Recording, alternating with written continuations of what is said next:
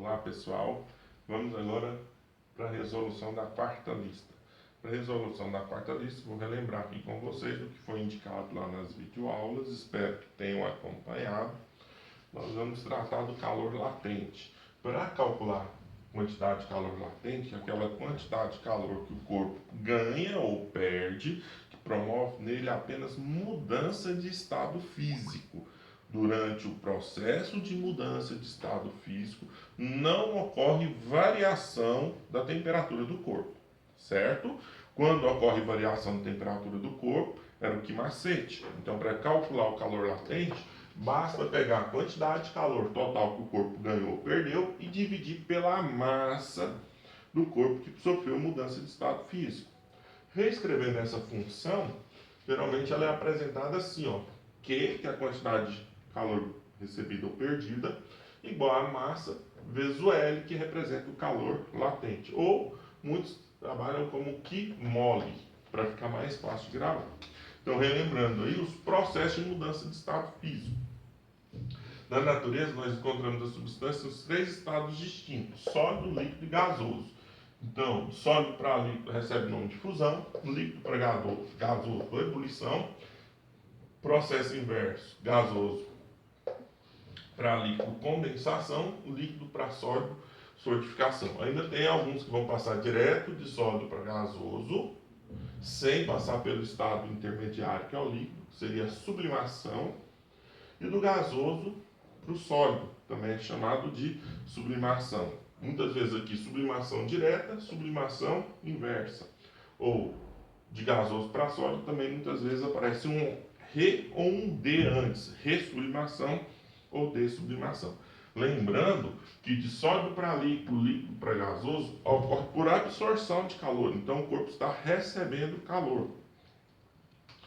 Nós chamamos de transformações endotérmicas. Já de gasoso para líquido, líquido para sólido, o corpo está cedendo calor para o meio, para outro corpo. São transformações exotérmicas. O calor latente de fusão e solidificação para uma determinada substância tem o mesmo valor numérico. O que vai diferenciar um do outro é o sinal. O de fusão é positivo, solidificação é negativo. Por exemplo, para a água no estado sólido passar para o estado líquido, ela tem que absorver 80 calorias por grama. Para a água líquida voltar para o estado sólido, ela tem que ceder 80 calorias por grama se ela já estiver no seu ponto de fusão, que é 0 graus Celsius. Da mesma forma, para a água passar do estado líquido para o gasoso, ela tem que absorver 540 calorias.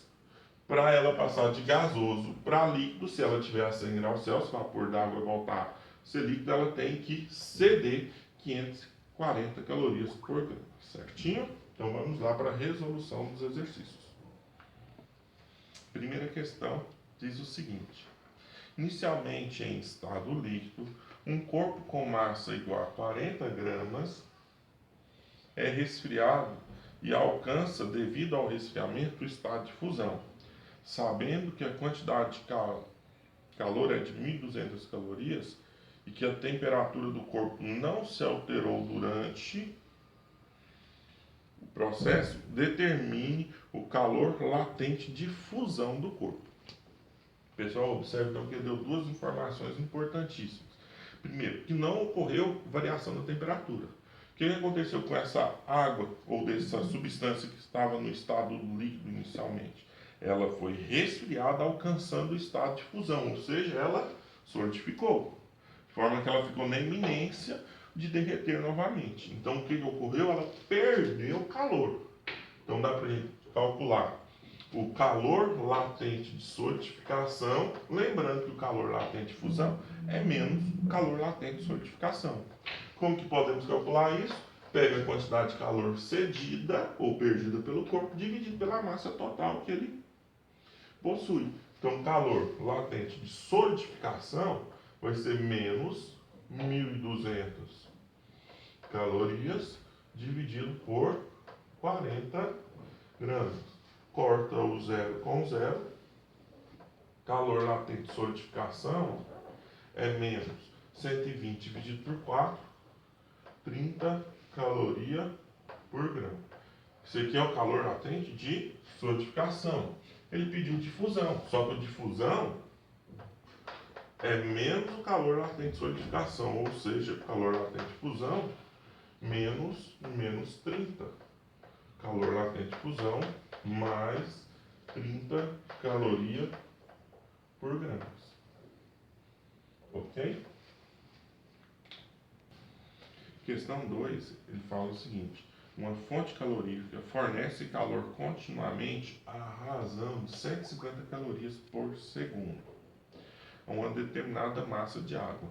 Se a temperatura da água aumenta de 20 para 60 graus Celsius em 4 minutos, sendo o calor específico sensível da água 1 caloria por grama grau Celsius, pode-se concluir que a massa de água aquecida em gramas é D. Então ele pediu para nós calcularmos a quantidade ou a massa de água total aquecida. Certo que ele forneceu a razão que a fonte fornece calor por unidade de tempo e que o tempo total de aquecimento foi de 4 minutos. A razão está relacionada em segundos. Primeira coisa que nós vamos ter que fazer, converter o tempo de minuto para segundos. Multiplica por 60, que vai dar 240 segundos. Outra coisa, ele deu a temperatura inicial e a temperatura final. Qual foi a variação então? Basta pegar a final, que é 60 menos 20, vai dar 40 graus Celsius. Na sequência, aplica no que macete. Primeira coisa, qual é a quantidade de calor que ele absorveu durante esse período? Se ela recebe, novamente por regra de 3 simples, 150 calorias em 1 segundo. Então, qual é a quantidade de calor que ela vai receber em 240 segundos? Multiplicando cruzado, que vai dar então 3.600 calorias. Não, 36 mil calorias.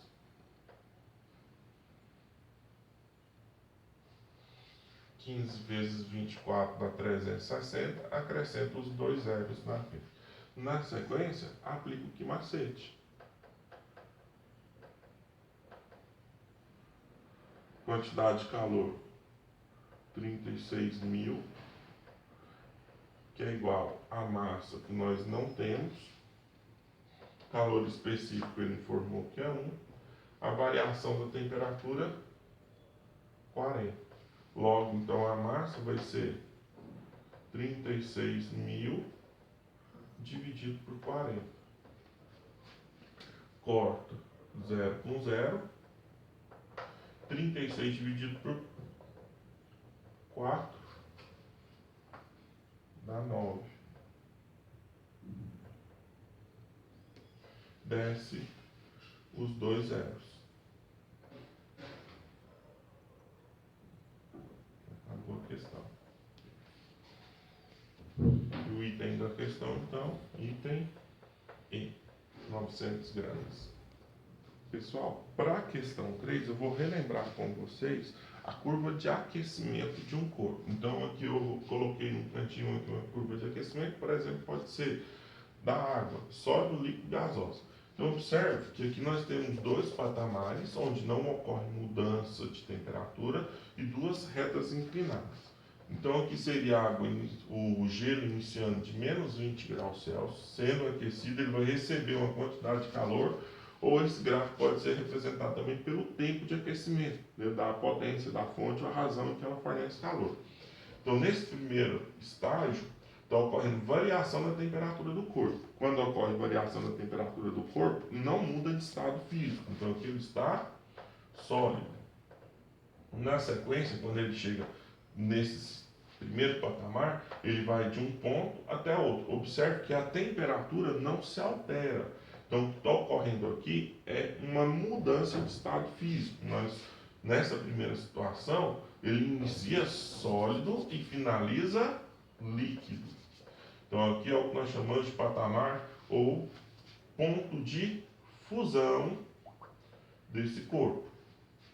Na sequência, quando ele finaliza aqui, ó, o último cristalzinho derrete.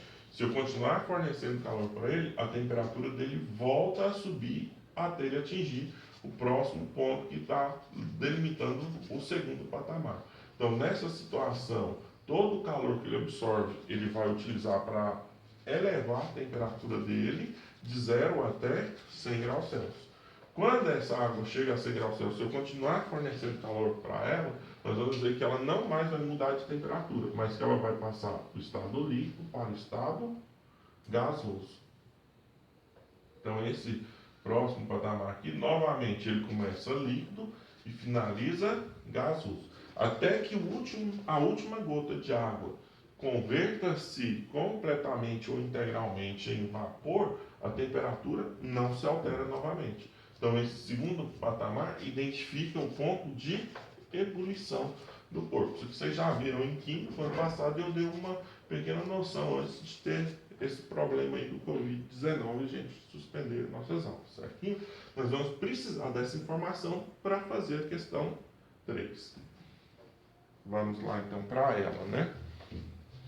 O gráfico representa a temperatura de uma amostra de 100 gramas de determinado metal inicialmente sólido. Observe que ele está te falando que ele está no estado sólido no início. Então esse patamar aqui, essa região está sólido. Em função da quantidade de calor por ele absorvido. Pode-se afirmar que o calor latente de fusão desse metal em caloria por grau Celsius é. Então ele pediu para você calcular o calor latente de fusão desse metal. Te informou a massa dele, que é 100 gramas. Se ele começou sólido, isso aqui é o ponto em que ele começa a derreter ou a fundir. Aqui, quando finalizou, ele derreteu por completo, ou seja, nessa segunda parte da reta, ele está no estado líquido. Então, essa quantidade, ou esse intervalo de tempo que ele começa sólido, finaliza líquido. A quantidade de calor que ele absorveu nesse estágio é o que ele utilizou para fundir-se. Tem como calcular essa quantidade de calor? Quando ele começou a fundir, ele já tinha absorvido 600 calorias. Quando ele finaliza esse processo, ele absorveu 1.200 calorias. Quanto que ele absorveu aqui então? 1.200 menos 600. Ou seja, ele absorveu 600 calorias. Para calcular o calor latente de fusão dele, você vai pegar essa quantidade de calor e dividir pela massa. Ou seja, 600 calorias dividido por 100 gramas. Calor latente de fusão dele, então, 6 calorias por grama. Alternativa correta, letra D de dado.